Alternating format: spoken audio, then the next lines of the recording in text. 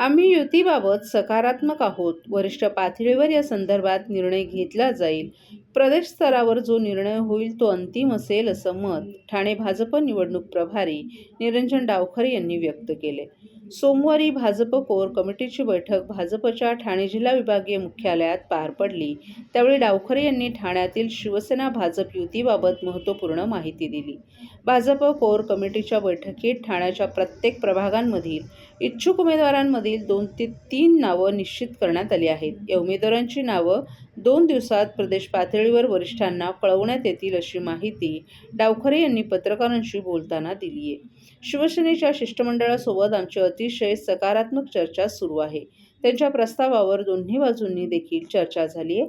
आता त्यांच्याकडून प्रस्ताव आम्हाला कळवणं अपेक्षित आहे, असंही डावखरे यांनी नमूद केलं. या बैठकीला भाजप आमदार संजय केळकर, जिल्हाध्यक्ष संदीप लेले, माधवी नाईक, संजय वाघोले आदीही उपस्थित होते.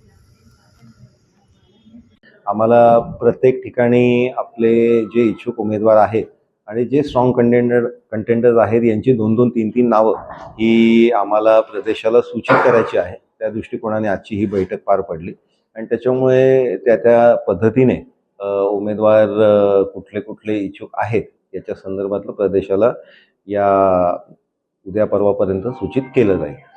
युतीच्या बोलणी बैठक झाली, त्यानंतर पुन्हा बैठक झाली का? काही बोलणी पुढे सरकली काय?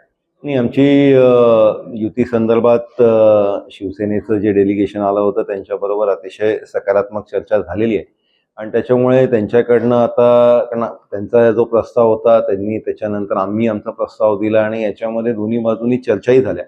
आता त्यांच्याकडनं त्यांनी आम्हाला पुढच्या ज्या त्यांचा प्रस्ताव आहे हे त्यांनी आम्हाला कळवणं हे अपेक्षित आहे. या संदर्भात त्यांच्याशीही चर्चा चालू आहे. मला वाटतं आज उद्यामध्ये त्यांचं आपल्याला या संदर्भात कॉन्क्रीट असा प्रस्ताव येईल.